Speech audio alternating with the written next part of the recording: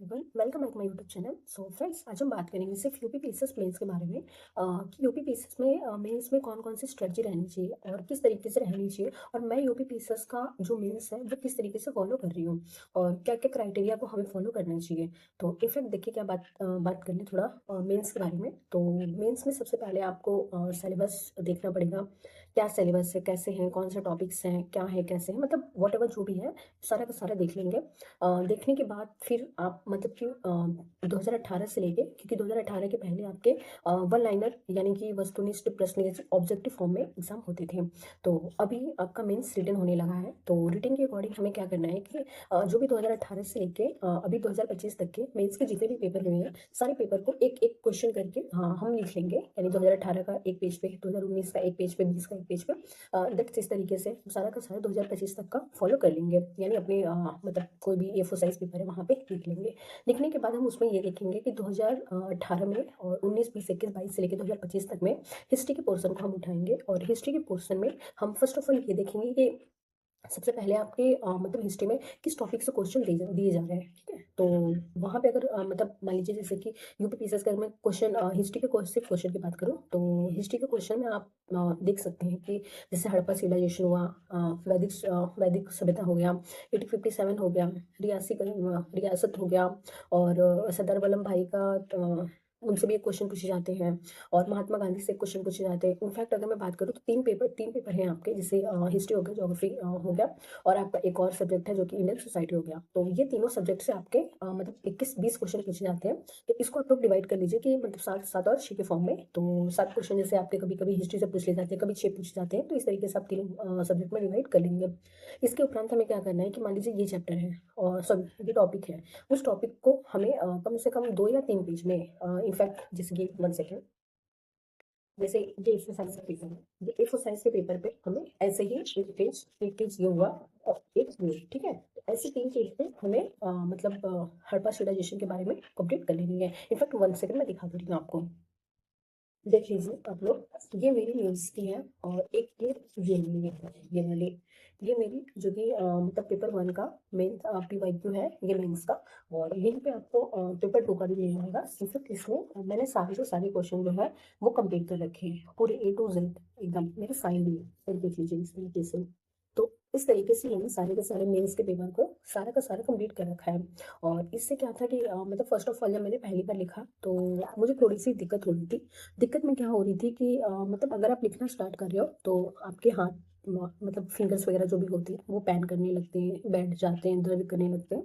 तो ये सब कोई नहीं, जर्नी है, आती रहती है। और इसके बाद मतलब बात करें तो 1 सेकेंड, जैसे ये मेरे हिस्ट्री के मैंने मतलब टॉपिक जो है वो अलग सा कर रखा है। जैसे हड़प्पा, जैन, बौद्ध, वैदिक, गुप्त, मौर्य, 1857 की क्रांति, प्रमुख क्रांतिकारी जो हैं उन लोग के बारे में थोड़ा सा जानकारी रखना है। फिर गांधी जी का महत्वपूर्ण योगदान क्या क्या है, मतलब सारे आंदोलन में उनके बारे में।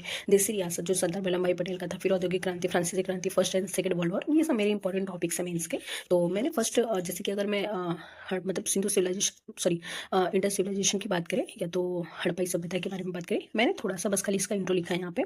थोड़ा सा यहाँ पे भी मैंने ये तो मतलब बस ऐसे शॉर्टकट मैंने लिख दिया है, बट यहाँ पे थोड़ा सा मैंने इंट्रो लिखा है। फिर उसके नगर योजना मतलब किस तरीके से सी थी, सारा का सारा मैंने वैसे लिखा है। देखिए यहाँ पे मैंने फिगर भी बना दिया है ज्योग्राफी का, सॉरी इंडिया का। और इसके बाद फिर यहाँ पे जैसे नगर नियोजन हो गया, फिर सड़कें, भवन, उसके बाद यहाँ पे जलमल प्रबंधन। तो इस तरीके से मैंने आर्थिक जीवन, मतलब सभ्यता काल में सामाजिक जीवन कैसा था, मैंने सारा का सारा एक फॉर्मेट में यहाँ पे कंप्लीट कर दिया है। उसके बाद बात करें तो वैदिक सिविलाइजेशन की, तो यहाँ पे आपका वैदिक सिविलाइजेशन हो गया, ये भी मैंने पूरा ऐसे लिख रखा है। इससे एक प्रॉफिट होती है। देखिए यहाँ पे पूरे इससे सामाजिक जीवन हो गए, आर्थिक जीवन हो गए, और उसके बाद राजनीतिक जीवन हो गया। इस तरीके से मैंने सारा का सारा कंप्लीट कर रखा है। फिर विभिन्न शैलियाँ कौन कौन सी है, इनफैक्ट एक एक क्वेश्चन आते हैं इससे भी। तो जैसे नागर हो गया, द्रविड़ हो गया, फिर बेसर हो गया, ये सारी की सारी शैलियाँ हमने लिख रखी है। और ड्राइंग के माध्यम से भी मैंने इसे कंप्लीट किया है। देखिए इस तरीके से, ये इस तरीके से मैंने हर एक को बहुत ही मतलब प्रॉपर वे में इसे कंप्लीट कर रखा है। 1857 की क्रांति कौन कौन सी है, कैसी है, यहाँ पे भी मुझे फिगर बनाना, अभी ये मैं नोट्स बना रही हूँ अपना।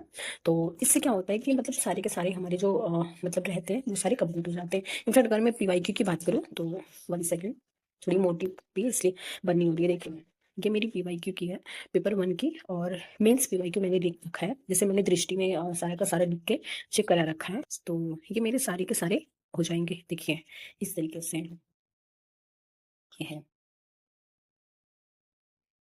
मैंने सारा का सारा एकदम पीवाई की देखिए 2018 का, फिर उसके बाद 2018 में कितने हैं 2018 इस तरीके से मैंने हर एक को कंप्लीट कर रखा है।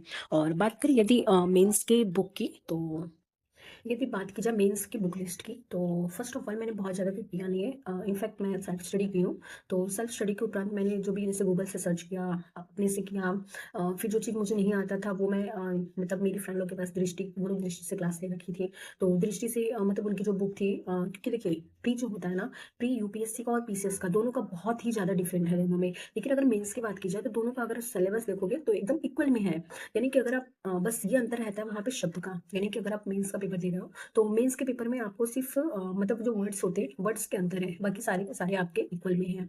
और मैंने मतलब यूपीएससी और यूपीएससी का मेंस का देखा है, तो दोनों का सिलेबस तो इक्वल है, पैटर्न भी इक्वल है, टॉपिक भी इक्वल है, मतलब हर एक चीज़ इक्वल है। तो इसलिए मैंने थोड़ा सा उन लोग का बुक फॉलो कर लिया, वो भी दृष्टि का। इनफैक्ट अभी मैं यूपी पीसीएस की बात करूँ तो यूपी पीसीएस में आप लोग को दिखा रही हूँ, ये है मेरी मेंस के सॉल्व पेपर, ये है मेंस के सॉल्व पेपर और दृष्टि के ये है। और बहुत ही अच्छा कंप्लीट में लिखा रखा है, बस आप देखिए ड्राइंग फिगर, मतलब हर एक चीज़ यहाँ पे बना रखा है।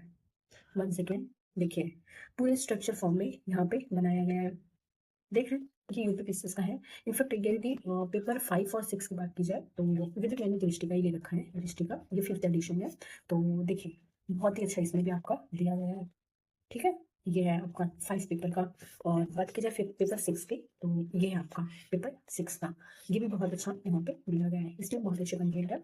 और यदि बात की जाए मेंस के सॉल्व पेपर की, तो मेंस के सॉल्व पेपर में मैंने यूपी पीसीएस का दिया, बट हाँ यूपी पीसीएस के अलावा मैंने यूपीएससी के भी मेंस को फॉलो कर रखा है, क्योंकि जैसे कि ये हुआ दृष्टि का, ये भी इनफैक्ट मैं दृष्टि का फॉलो करती हूँ क्योंकि बहुत ईजी लैंग्वेज में और अपने तरीके से वो लिखा हुआ रहता है। तो बस सेकेंड, ये देखिए ये मेंस का दृष्टि का, इनफैक्ट बाकी तो है मेंस में,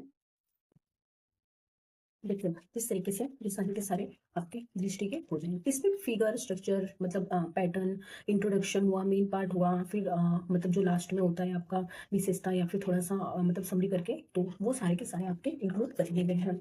और मुझे इनफैक्ट बहुत अच्छे लगे ये सब, ये चारों के चारों बुक मुझे बहुत अच्छे लगे। इनफैक्ट आपको बुक कैसे लगा, आप कौन कौन से बुक को फॉलो करते हो, आप ये कमेंट बॉक्स में बता दीजिए। और प्लीज अगर वीडियो अच्छी लगी तो वीडियो को लाइक से शेयर करना ना भूलें। थैंक यू सो मच, मिलते हैं किसी वीडियो में, बाय बाय।